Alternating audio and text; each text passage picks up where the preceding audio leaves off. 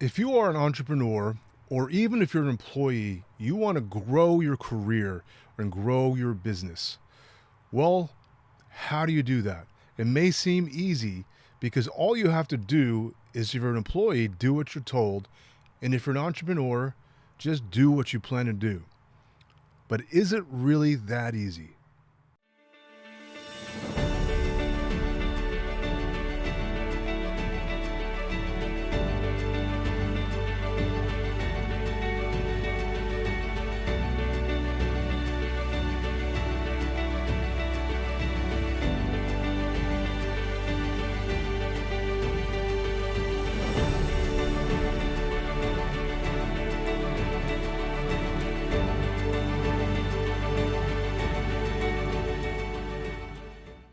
This is Doc Spencer Business Coaches. What I'm going to talk to you about is, what does it really take? Because it's not just a set of action steps. What is really happening is what's in here and in here. It's your mindset. If you're an experienced entrepreneur, you're going to know that whenever you start something, your plans will change every 2 weeks. And it becomes a nightmare. Same with an employee. If you're trying to climb the corporate ladder, maybe some of you are just content with the paycheck you get, but most people want to get promoted. And if you're just doing what you're told to do and you think that's all you need to do, then you're not going to get anywhere. So with both sides, it is the same, because you need a vision. If your vision isn't clear, then your intent isn't going to be clear. And if your intention isn't clear, then your actions aren't going to be clear. Then you'll just be going through the motions of going to work every day or going to your business, just going through the motions and never really knowing what to do. And most people have an attitude of, don't tell me what to do. I'm going to figure it out on my own. Now, if you're like that, then I don't think this video is for you. But if you're willing to learn, then take a listen. Because in my experience, I learned from my failures. I owned a healthcare practice. I grew it within a matter of months, and it kept growing and growing and growing. And my mistake was, I let down on the marketing. I stopped marketing because I assumed people would refer my patients to me. But I had to build it back up, and I started to generate more profit until COVID hit. So that's why I started to study more business principles and apply them to my own life, and learn that it's not just a series of action steps, it's what motivates me. What is motivating you? Because without networking, without being able to build a community, then you'll never grow. And either way, because if you want to grow as an employee, you want to become a team leader. And if you want to grow as an entrepreneur, you need to develop delegation skills. In other words, building a team. Because you can't get to the top on your own. You ever heard that saying? So take a listen. This is important. Because if you can't communicate well, if you can't connect with people, if you can't build trust, if you can't build a relationship, then no one will want to help you out. Because we all know the corporate world and even the business world is extremely competitive. There's always this kind of attitude of the guy down the road. The business down the road is doing better than I do, or the other employee is doing better than I do, even though I work twice as hard. Why is that? Because they have a better relationship with the community and they have a team. What helped me out was developing a good relationship with the UFC gym to bring in patients with me. I gave them a discount. I talked to them in the right manner. I talked to them and get them excited, filled with love and hope. It's all about hope, because everybody hopes that they can get better. And once you sell hope and you have conviction in what you say, that you have the solution for what can solve their problem, and you produce results in your clients or patients or your customers, or you get results in your work in the company that you work for, that you get recognized by the team leader, by the department head, by the manager. When you start to stand out, then more eyes will be on you. Then more people will be baiting you for that higher promotion. They'll be competing with you. But it's the same thing. If you don't know how to build a sense of trust, a sense of equality. In other words, you need to create value in the relationship. For me, I gave the gym employees a discount on my healthcare. I was a holistic doctor, and I gave everybody a discount, and then they started to refer their families and their clients. And that's how I developed a relationship. I took care of practically the entire gym.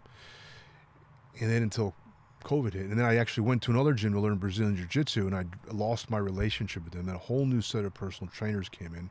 And I just never bonded with them because I was in a different mindset for some reason. And that's when I realized it was my mindset. I had a lousy attitude. I became, I wouldn't say entitled, but I had high expectations. I had unreal expectations. And that was the biggest cause of my frustration.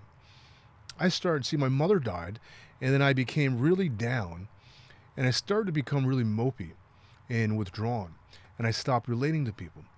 And as soon as I stopped relating to people effectively, I lost relations with the new team of personal trainers.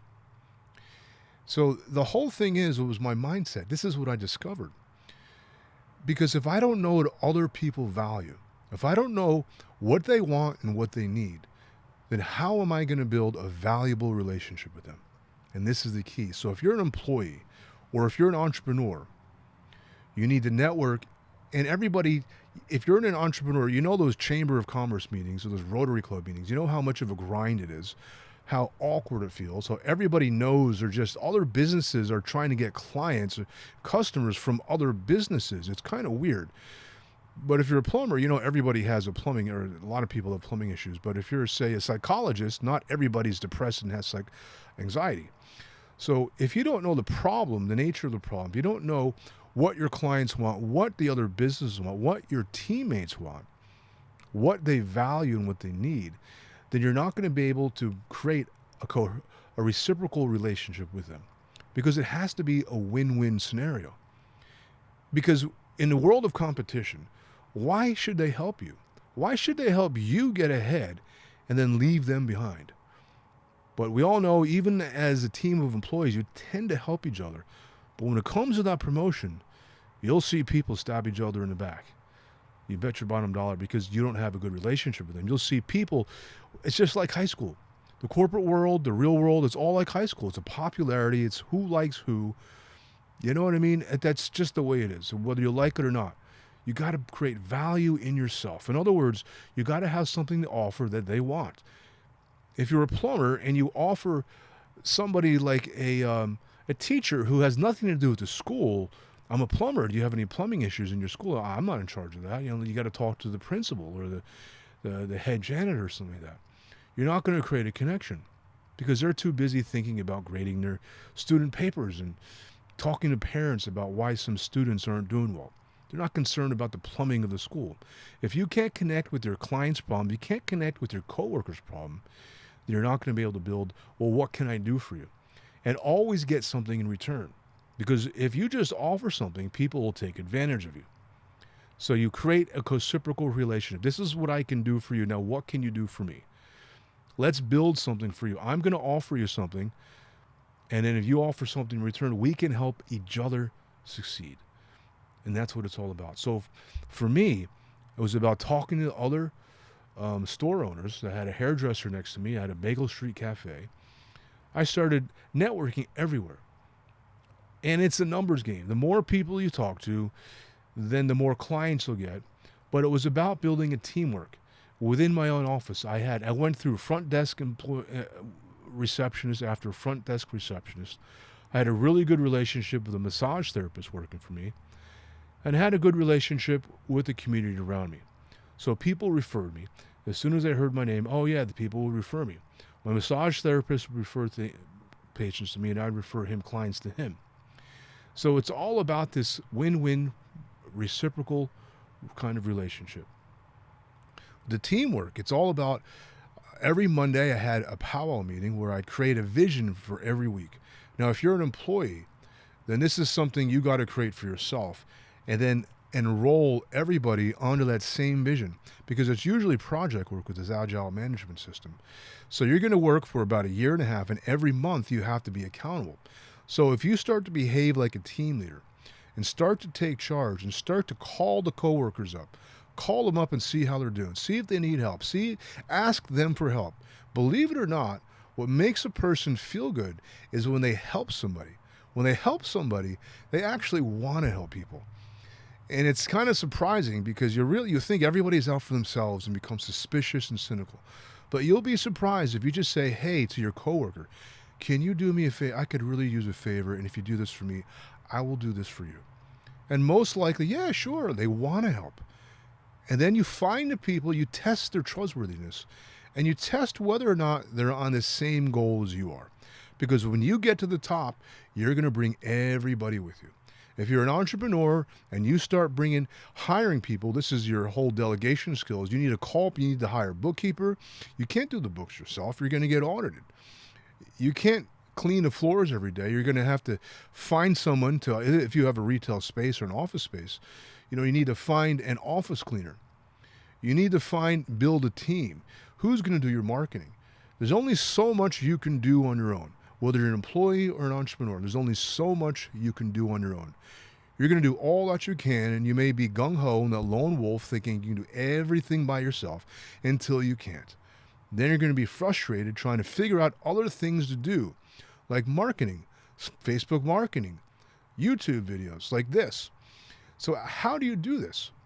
How do you create a sense of, it's really about teamwork, because you may not hire an employee, but you may contract to work out. You may have a graphic designer in the back of your hand. You may have a marketing team in the back of your hand. You may have a referral queen, that you're giving her some type of commission. That's what it's all about.